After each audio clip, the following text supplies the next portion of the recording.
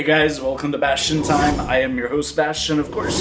This is Nintendo News. Let's get to that news. So, the way we're going to get into this particular news story is about how I was kind of feeling about Breath of the Wild before it actually came out, which was a little bit terrified. I mean, it's been decades since, for having played the Legend of Zelda, and, we've all gotten used to how to play it, and then this idea that now suddenly it's going to be this open world, and you can do anything you want, however you want. I was terrified, if I'm going to be totally honest with you, that I would like it. I mean, I have gotten used to the whole formula of collect these 3 things, then you get the Master Sword, then collect these 6 things, then you can go fight Ganon, and then it's the end, and you get the Triforce or whatever, or the Triforce is used to seal away Ganon, whatever. I've gotten so used to that formula that I was like, oh god, Breath of the Wild is not going to be anything like that, obviously. How am I going to like it? Like, what if I hate it? And then, of course, I got Breath of the Wild, and I was like, oh my gosh, this is amazing. Why hasn't Zelda been like this all along? Well, I mean, it started out that way, of course, in the first couple games, or first few games, but anyway, the point is, I loved it. So then my new fear was, oh no, what if this is the only Zelda like this they ever do? What if the next Zelda game goes back to the linear style, which of course is absurd because surely Mr. AONUMA has been listening to fan feedback and he's been hearing everybody gush over how amazing Breath of the Wild is, why in Goddess Hylia's Green Hyrule he would go back to something like Skyward Sword, which nobody really enjoyed, except me. I actually really liked Skyward Sword. But anyways, that's a topic for another time. Why would he go back there? But, I wasn't really thinking that way. I was just like, the Zelda team typically only does a thing once. Like, we've been to Termina once. We've had a Zelda game where it's limited to 3 days once. We've been to Koholint Island once. They only do a thing once, and then they want to try to do a brand new thing. So maybe this style of Zelda was a one-time deal. But now we get to the news story, which says Mr. AONUMA was in an interview saying, no, this is the standard for Zelda from now on.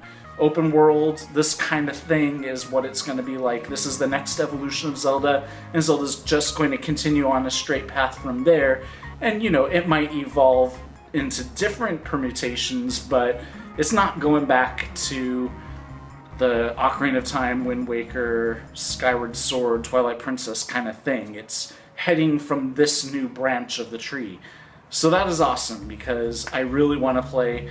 I mean, I'm not even anywhere close to being done with Breath of the Wild, and I'm already starting to get some slight anxiety about, what if I get to the end, then this is the end, and I just want to keep playing this forever. Well, I'm sure there'll be quite a wait between this and then the next Zelda game, but it sounds like the next Zelda game is going to be more of this awesomeness, so that is good to hear. If you want to read his exact words about it, because he is a little wishy-washy about it, he doesn't say absolutely.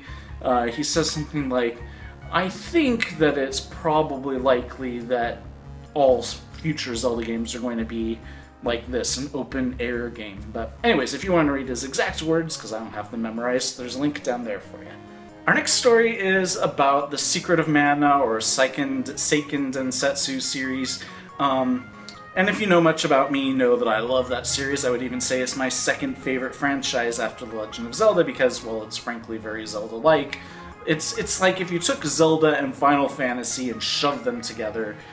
That's Secret of Mana, or Seiken Densetsu, or whatever. But anyways, what I've mentioned in a previous episode was that over in Japan, they're getting a Switch game that is a collection of the first 3 games in the series, which over here we call Final Fantasy Adventure, Yeah, I know it's weird, but it actually is not Final Fantasy. It's this other mana thing, Secret of Mana, and then a game that never came out over here, so it doesn't really have a name. But if it did ever come out over here, it probably would have been called Secret Mana 2, and it was for the Super Nintendo, and it's amazing. And the way I know that is because fans have done a fan translation. But anyways, the point is it never came out over here ever, and so as a result, people are wondering, well, what's going to happen with this Seiken Densetsu collection? Is it going to come out over here as, like, the Secret of Mana collection? Well, the answer is, who knows?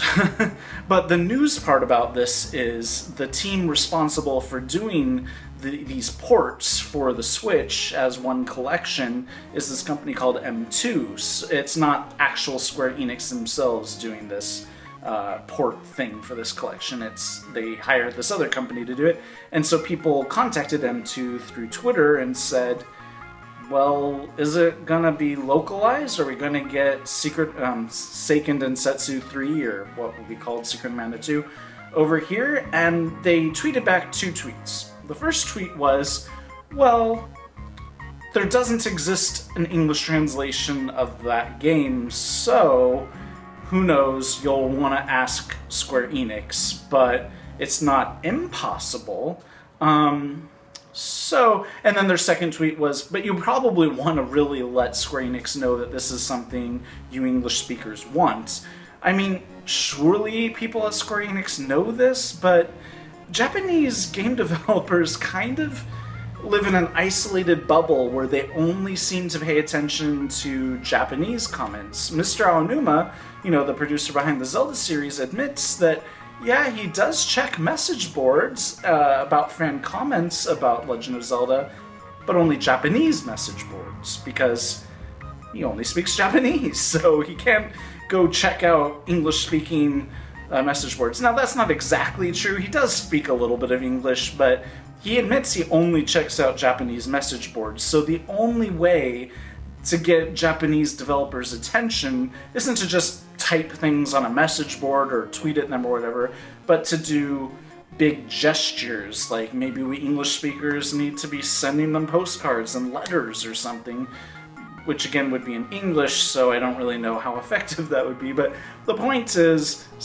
they don't pay attention really to anywhere outside of their Japan bubble, unfortunately, so they probably don't know that we want that. So it's gonna have to be something that we show them. I have no idea what that's gonna be. I'm sure somewhere like Operation Rainfall or something is going to latch onto this news story and then create some kind of campaign, and they're much better at this than I am, so I'm not going to spearhead this kind of thing, but I will be involved. If they come up with something, I'll somehow try to motivate you guys who want a second Densetsu collection to come out over here, and whatever tactics they're using I'll pass along, because I really want this thing. I don't want it to be yet another Seiken Densetsu thing that only exists in Japan. There's a mobile game that's only in Japan called Rise of Mana that looks like it would be so much fun to play on the Switch, but it never got localized and it never came over here. Various other mobile games and whatnot only exist, like a remake of the original one in a 16-bit style, only exists in Japan. There was another mobile game, I think, called Princess of Mana or something like that, or I don't remember. That one only Companions of Mana or something like that. That one only exists in Japan.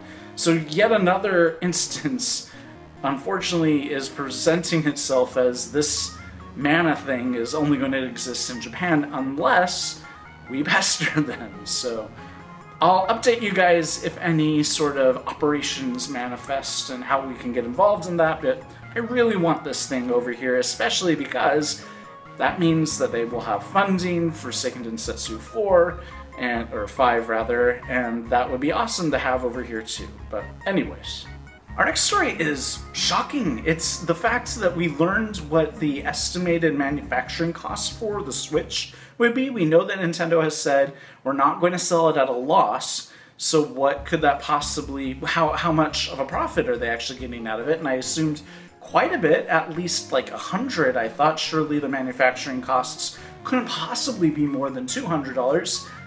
not true. Apparently the manufacturing costs are almost at 300. I think it's like 267 or something like that.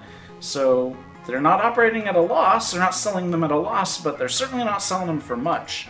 So that's a little startling, but then again, when you look at the technology that this thing has, it does make sense that of course it's going to cost quite a bit to manufacture this thing, but geez, I guess they're not making as much of a profit as I thought they were. 257, by the way, not 267. But anyways, let's get on to our next story, which actually comes, I think, from that same interview about things like, you know, the fact that future Zelda games are going to continue to be open-air games, probably, so I probably should have just connected this to that, but anyways, the point is, my next bullet point and things I wanted to talk about is Mr. AONUMA was talking about Ganon, and, you know, oh, now I remember why I saved this for the end. It's because some of you might find this a spoiler, so I'd advise you to stop watching now, but it's not really a spoiler. It's something that we've all seen and been aware of, but I just want to provide you the opportunity that if you haven't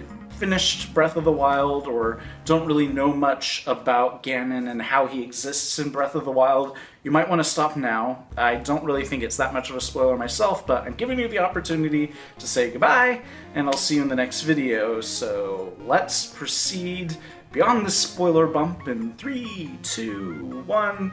Ganon is just this entity with no character whatsoever in Breath of the Wild. He's just the calamity. He has no backstory, he has no human form, and so the interviewer was asking Mr. AONUMA, why is this? You know, you spent so much time developing Princess Zelda as a character in this game. Ganon doesn't even have any sort of, like, sentientness, it seems. What's up with that? Why doesn't he have any kind of history or backstory or character whatsoever? And Mr. AONUMA said, it's just the nature of this particular game, you know, he's just this calamity because we didn't feel like giving him a history or whatever really did anything for the game. We didn't think giving him a character and telling any kind of back history would further this game in any kind of way, so we just didn't. So that's kind of interesting. If you want to read more about that, there's a link down there for you. To be honest, I'm totally fine with that. I mean, he doesn't, in the original Legend of Zelda, he doesn't really have much of a character or history or whatever. He's just this pig beast thing that stole the Triforce of Power, and now you gotta go rescue Zelda by gaining all the pieces of the Triforce of Wisdom. There's no history much there or any kind of characterization, and that worked fine, so why the heck not? But anyways, that's it for this episode. See you guys in a couple days for more news, or maybe tomorrow. We'll see if anything new pops up. See you then. Bye, guys.